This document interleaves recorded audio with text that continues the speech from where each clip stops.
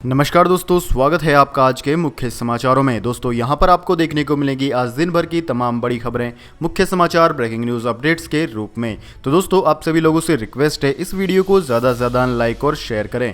तो दोस्तों सीधे चलते हैं आज की पहली बड़ी खबर की ओर। नक्शा विवाद कर आंख दिखाने वाला नेपाल झुका, भारत के साथ की बातचीत।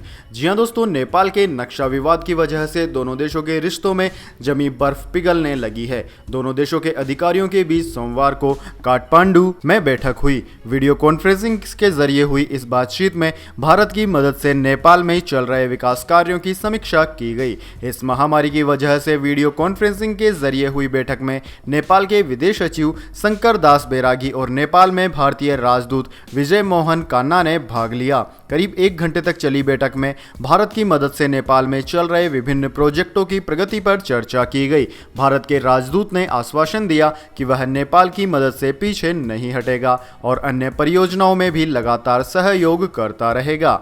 इसके बाद दोस्तों अगली बड़ी खबर, बिहार राज्य में 6 सितंबर तक जारी रहेगी पाबंदियां, सरकार ने जारी कर दी अधिसूचना। जी हां दोस्तों, बिहार में जारी इस महामारी संकट के बीच सरकार ने 6 सितंबर तक लॉकडाउन जारी रखने का फैसला किया है। सोमवार को बिहार सरकार के क्राइसिस ग्रुप मैनेजमेंट कमेटी की मीटिंग के बाद यह फैसला लिया गया। गृह विभाग के अपर मुख्य सचिव आमिर सुबहानी ने इसकी जानकारी देते हुए कहा कि राज्य में 6 सितंबर तक लॉकडाउन जारी रहेगा। उन्होंने यह भी कहा कि इस बार भी धार्मिक स्थान बंद ही रहेंगे। कंटेनमेंट जोन में सख्ती के साथ ही फिलहाल लॉकडाउन को जारी रखने का भी फैसला किया गया है। सुबहानी ने बताया कि पिछले आदेश में जो उपाय किए गए थे वे सब इस बार भी जारी रहेंगे। इसको लेकर बिहार सरकार के गृह विभाग की ओर से जारी अधिसूचनाएं जारी कर दी गई है। इनके अंतर्गत इस बार भी लॉकडाउन में शॉपिंग मॉल से लेकर धर्म स्थल तक नहीं खुलेंगे। रेस्टोरेंट में भी सिर्फ होम डिलीवरी की ही सुविधा मिलती रहेगी। इसके बाद दोस्तों अगली बड़ी खबर, अब जल्द ही होगा ताज का दीदार, आगरा किला भी खुलेगा। जी हां दोस्तों, इस महामारी के संक्रमण के मामले न सिर्फ देश में बल्कि उत्तर प्रदेश में भी लगातार बढ़ते जा रहे हैं। हालांकि इस सब के बीच देश में अनलॉक 2.0 चल रहा है, लेकिन इस महामारी को देखते हुए आगरा में ताजमहल और बाकी स्मारकों को खोलने की तैयारी में जिला प्रशासन जुट गया है। आगरा के जिला अधिकारी प्रभु एन सिंह ने न्यूज 18 से बातचीत में कहा कि पुरातत्व विभाग के साथ बैठक हुई है। उन्होंने बताया कि दूसरे चरण में ताजमहल और आगरा किला खोलने की तैयारी है, वहीं शेष स्मारक पहले चरण में खोलने की तैयारी की जा रही है। डीएम के मुताबिक जल्द ही स्मारक खोलने की तारीखों का ऐलान भी कर दिया जाएगा। इसके अलावा उन्होंने बताया कि ताजनगरी में 4 माह से बंद जिम सेंटर और रेस्टोरेंट ग्राहकों के लिए खुलेंगे। इसके बाद दोस्तों अगली बड़ी खबर, योगी की राह पर येदियुरप्पा, बेंगलुरु हिंसा के आरोपियों से ही वसूलेंगे नुकसान की कीमत, लगाया यूएपीए। जी हां दोस्तों, कर्नाटक सरकार ने केजी हल्ली और डीजी हल्ली में हुई हिंसा की घटनाओं में सार्वजनिक और निजी संपत्तियों को हुए नुकसान का आकलन करने और दोषियों से उनकी कीमत वसूलने का फैसला किया है। सर्वोच्च न्यायालय के आदेश के अनुसार राज्य सरकार क्लेम कमिश्नर के पद की नियुक्ति के लिए उच्च न्यायालय का दरवाजा खटखटाने वाली है। डीजे हल्ली और केजे हल्ली की हिंसक घटनाओं के अपराधियों के खिलाफ कड़े कदम उठाए गए हैं। इनमें उनके खिलाफ गैरकानूनी गतिविधियां रोकथाम कानून यूएपीए के तहत मुकदमा दर्ज किया जाना भी शामिल है। एक विशेष जांच दल पहले ही इस मामले में विस्तृत जांच के लिए बनाया जा चुका है और 3 सरकारी वकीलों की एक टीम को मामलों की सुनवाई तेजी से पूरी किए जाने के काम पर लगा दिया गया है। एसआईटी जरूरत होने पर गुंडा एक्ट की धाराओं में मुकदमा दर्ज किए जाने पर विचार कर रही है। इसके बाद दोस्तों अगली बड़ी खबर, खुशखबरी, नीदरलैंड में भारतीयों को जरूरत के वक्त जल्द से जल्द मिलेगा अब पासपोर्ट। जी हां दोस्तों, नीदरलैंड स्थित भारतीय दूतावास जरूरतमंद भारतीयों के लिए जल्द ही पासपोर्ट की छपाई शुरू करेगा। यह जानकारी राजदूत वेणु राजामोनी ने दी है। यहां जारी एक आधिकारिक बयान के अनुसार वर्तमान में पासपोर्ट की छपाई के लिए नई दिल्ली भेजा जाता है। राजामोनी ने शनिवार को 74वें स्वतंत्रता दिवस के मौके पर अपने संबोधन में नीदरलैंड में भारतीय नागरिकों और प्रवासी भारतीयों द्वारा काउंसलर सेवाओं की सुविधा के लिए 2 प्रमुख घोषणाएं की। राजामोनी ने कहा कि भारतीय नागरिक जल्द ही डाक के माध्यम से दूतावास को विभिन्न दस्तावेज जमा कर सकेंगे और डाक द्वारा दूतावास से विभिन्न दस्तावेज प्राप्त भी कर सकेंगे। बयान में कहा गया है कि यह नीदरलैंड में वर्तमान प्रक्रिया को आसान बनाएगा। इसके बाद दोस्तों अगली बड़ी खबर, बढ़ती महंगाई के बीच मिलेगी खुशखबरी, सस्ती होने वाली है रसोई गैस और सीएनजी। जी हां दोस्तों, बढ़ती महंगाई में एक राहत की खबर आने वाली है। रसोई गैस यानी कि एलपीजी, सीएनजी और पीएनजी की कीमतों में भारी गिरावट आ सकती है। दरअसल दोस्तों, नेचुरल गैस की कीमतों में भारी कटौती चल रही है। गैस की कीमतें हर 6 महीने में तय की जाती है, पहली बार अप्रैल में और दूसरी बार अक्टूबर में। अप्रैल की कीमतें तय हो चुकी है, अब अक्टूबर में तय होने वाली है। नेचुरल गैस कीमतें 1.90 से 1.94 डॉलर प्रति MMBTU पर आ सकती है, जो कि एक दशक से ज्यादा समय में नेचुरल गैस की कीमतों का अब तक का सबसे निचला स्तर है। यानी कि 1 अक्टूबर 2020 से आपकी रसोई गैस सिलेंडर के दाम कम हो सकते हैं। इसके बाद दोस्तों अब जान लेते हैं पूरी दुनिया और भारत में इस महामारी की क्या है स्थिति। तो सबसे पहले बात की जाए पूरी दुनिया की, तो दोस्तों पूरी दुनिया में इस वक्त तक इस महामारी के मरीजों की संख्या 2,15,00,000 को पार कर गई है। वहीं मौतों का आंकड़ा 7,80,000 के करीब पहुंच गया है। वहीं दोस्तों बात की जाए सर्वाधिक प्रभावित देशों की, तो दोस्तों सबसे ज्यादा प्रभावित देश अमेरिका है, जहां पर 54 लाख से ज्यादा संक्रमित है। साथ ही 1,70,000 से ज्यादा लोगों की जान चली गई है। इसके बाद दोस्तों ब्राजील का नंबर आता है, जहां पर 33 लाख से ज्यादा संक्रमित है। साथ ही 1 लाख से ज्यादा लोगों की जान यहां भी चली गई है। इसके बाद में दोस्तों India, Russia, South Africa, Peru, Mexico, Chile आदि देशों का नाम आता है। इसके बाद दोस्तों जान लेते हैं अब क्या है भारत की स्थिति। लेकिन उससे पहले मेरी आपसे एक छोटी सी रिक्वेस्ट है, अगर दोस्तों आपको अभी तक हमारी न्यूज़ पसंद आई है तो इसे एक छोटा सा लाइक ज़रूर दे दें, और अगर आपको पसंद नहीं आई है तो आप बेशक डिसलाइक भी कर सकते हैं। लेकिन दोस्तों लाइक और डिसलाइक करके अपना वोट ज़रूर दीजिए, क्योंकि दोस्तों यही हमारी मेहनत का फल होता है और इसी से हमें पता चलता है कि आपको हमारी वीडियो पसंद आई है या नहीं। तो दोस्तों जल्दी से जान लेते हैं क्या है भारत की स्थिति। तो दोस्तों भारत में अभी तक इस महामारी के संक्रमितों का आंकड़ा लगभग 27 लाख को पार कर गया है। वहीं दोस्तों मौतों का आंकड़ा भी 50,000 को पार कर गया है।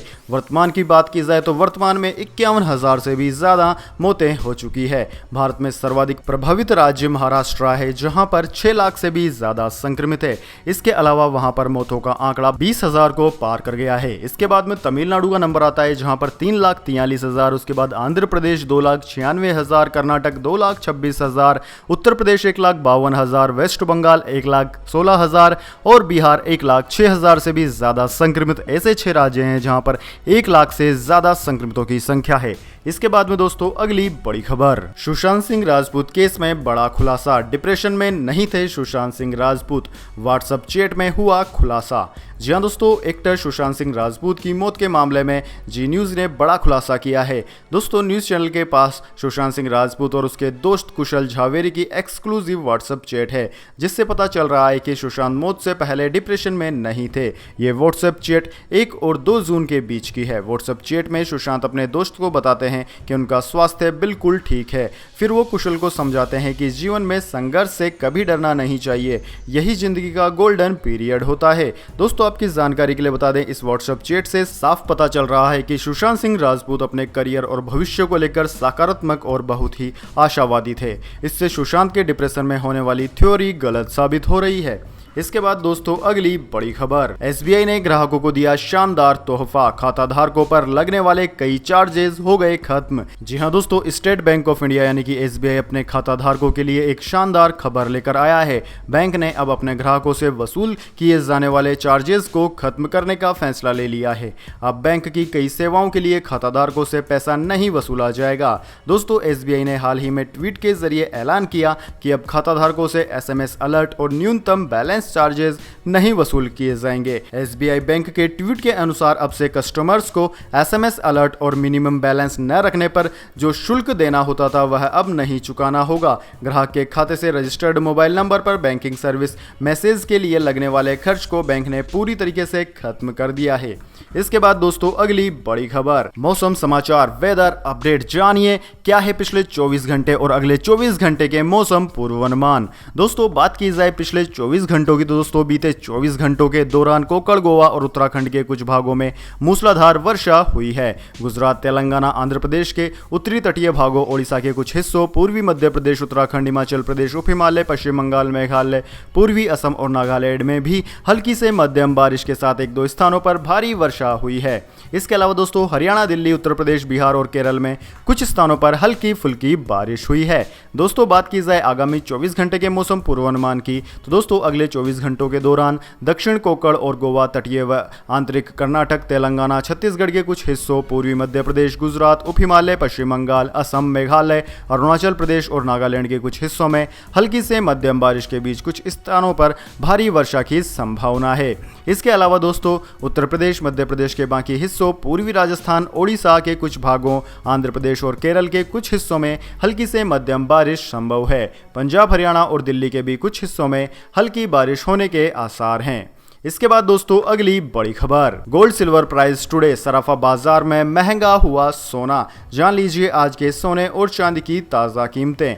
जी हां दोस्तों, इकोनॉमिक उथल-पुथल के बीच ग्लोबल बाजारों में कीमती धातुओं के भाव में तेजी देखने को मिली है। आज दिल्ली सराफा बाजार में सोने और चांदी के भाव में इजाफा हुआ। HDFC सिक्योरिटीज के मुताबिक ग्लोबल बाजार में आई तेजी से दिल्ली सराफा बाजार में भी आज सोना और चांदी के भाव में इजाफा देखने को मिला है। दिल्ली में सोने का भाव 340 रुपए प्रति 10 ग्राम चढ़ गया। वहीं चांदी के भाव में भी 1306 रुपए प्रति किलोग्राम का इजाफा हुआ है। बात की जाए सोने की तो दोस्तों सोना 53,611 रुपए प्रति 10 ग्राम पर पहुंच गया। वहीं दूसरी ओर चांदी की बात की जाए तो चांदी 69,820 रुपए प्रति किलोग्राम के स्तर पर पहुंच गई है। इसके बाद दोस्तों अगली बड़ी खबर, बदल जाएगा दिल्ली मेट्रो में यात्रा करने का तरीका। DMRC जल्द शुरू कर सकती है यह सेवा। जी हां दोस्तों, दिल्ली मेट्रो लॉकडाउन के बाद अब जब खुलेंगे तब आपको कई बदलाव देखने को मिल सकते हैं। फिलहाल दिल्ली मेट्रो को दोबारा चालू नहीं किया गया है, लेकिन DMRC ऑपरेशंस शुरू करने से पहले कई अहम तैयारियों में जुटा है। इसी बीच खबर है कि दिल्ली मेट्रो बहुत जल्द ही स्मार्ट कार्ड की सुविधा बंद कर सकती है। जानकारी के मुताबिक दिल्ली मेट्रो बहुत जल्द स्मार्ट कार्ड सेवा खत्म कर सकती है और आने वाले समय में आपका डेबिट या फिर क्रेडिट कार्ड ही मेट्रो में सफर करने के लिए इस्तेमाल हो पाएगा। इसके लिए DMRC ने केंद्र सरकार की नेशनल कॉमन मोबिलिटी यार्ड योजना पर काम शुरू कर भी दिया है। किराया भुगतान की सुविधा के लिए मेट्रो स्टेशन पर लगे ऑटोमेटिक फेयर कलेक्शन यानी कि AFC गेट को अपग्रेड किया जाएगा। इसके बाद दोस्तों अगली बड़ी खबर, पद्म विभूषण पंडित जसराज का 90 साल की उम्र में अमेरिका में निधन। जी हां दोस्तों, भारतीय शास्त्रीय संगीत के प्रख्यात गायक पंडित जसराज का सोमवार को अमेरिका के न्यू जर्सी में निधन हो गया। वह 90 साल के थे। पंडित जसराज की बेटी दुर्गा जसराज ने यह जानकारी दी। पंडित जसराज की बेटी दुर्गा जसराज ने एक बयान जारी कर कहा कि अपार दुख के साथ हम सूचित करते हैं कि संगीत मार्तंड पंडित जसराज जी ने आज सुबह 5:15 पर अमेरिकी समय अनुसार कार्डिक अरेस्ट के चलते न्यू जर्सी अमेरिका में अंतिम सांस ली।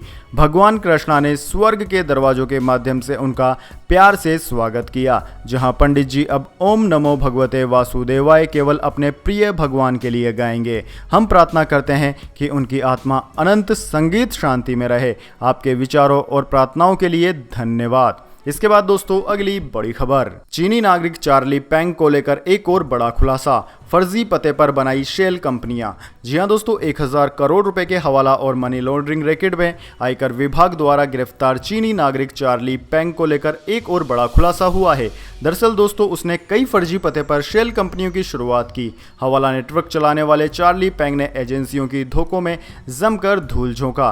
वह शेल कंपनी बनाकर हजारों करोड़ों का हवाला नेटवर्क चला रहा था। गुरुग्राम के 1205 palm spring plaza sector 59 golf course road पते पर चार्ली इनविथ लॉजिस्टिक्स इंडिया लिमिटेड नाम की कंपनियां भी चला रहा था। इन सब पर अब नकेल कसी जा रही है और धीरे धीरे उसके कई सारे राज खुलवाए जा रहे हैं। दोस्तों माना जा रहा है कि यह चीनी नागरिक कई सारे भारतीयों को पैसे का लालच देकर दलाई लामा की भी जासूसी करवा रहे थे।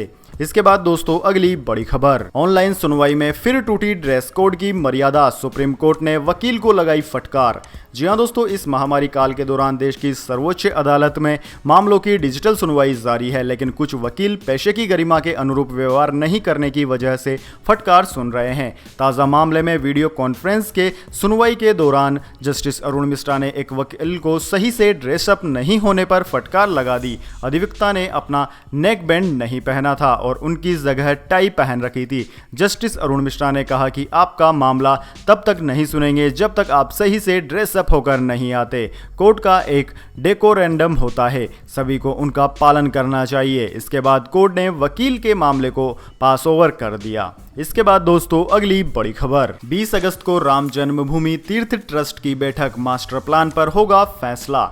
जी हां दोस्तों, अयोध्या में मंदिर निर्माण के लिए बनाए गए श्री राम जन्मभूमि तीर्थ क्षेत्र ट्रस्ट की अगली बैठक 20 अगस्त को देश की राजधानी दिल्ली में होगी। गुरुवार को आयोजित इस बैठक में 70 एकड़ परिसर के लिए मास्टर प्लान पर अंतिम निर्णय लिया जाएगा। इसके बाद मंदिर के नक्शे को स्वीकृति के लिए अयोध्या के फैजाबाद विकास प्राधिकरण भेजा जाएगा। दिल्ली में मास्टर प्लान को लेकर मंथन के लिए ट्रस्ट के महासचिव चंपत राय और सदस्य डॉक्टर अनिल मिश्रा लखनऊ पहुंच चुके हैं। दिल्ली प्रवास के दौरान चंपत राय राष्ट्रपति रामनाथ कोविंद, प्रधानमंत्री नरेंद्र मोदी, लाल कृष्ण आडवाणी, मुरली मनोहर जोशी समेत देश के अन्य दिग्गज नेताओं को राम जन्मभूमि के भूमि पूजन का प्रसाद वितरण करेंगे। ट्रस्ट की पहली बैठक 18 जुलाई को हुई थी। तो दोस्तों यह थे आज के तमाम मुख्य समाचार। इसके बाद में दोस्तों अब बारी आती है आज के माइंड क्विज क्वेश्चन की। जी हाँ दोस्तों, एक आसान से सवाल का जवाब देकर आप जीत सकते हैं एक अमेजिंग सरप्राइज गिफ्ट हमारे यूट्यूब चैनल की ओर से। तो दोस्तों आज का सवाल आपकी स्क्रीन पर आ चुका है। भारत की आर्थिक राजधानी भारत के कौन से शहर को कहा जाता है? जी हां दोस्तों, अगर आप जानते हैं भारत की फाइनेंशियल कैपिटल का नाम तो जल्दी से कमेंट बॉक्स में अपना उत्तर लिख दीजिए। अगर दोस्तों आपका जवाब होता है एकदम सही और आप चुन ले जाते हैं लक्की विजेता के रूप में, तो आपको मिलेगा एक अमेजिंग सरप्राइज गिफ्ट हमारे यूट्यूब चैनल की ओर से। तो दोस्तों जल्दी से अपना उत्तर कमेंट बॉक्स में लिख दीजिए, वीडियो को लाइक कर लीजिए और चैनल को सब्सक्राइब करके बेल आइकन भी दबा लीजिए। धन्यवाद। वंदे मातरम। जय हिंद, जय भारत।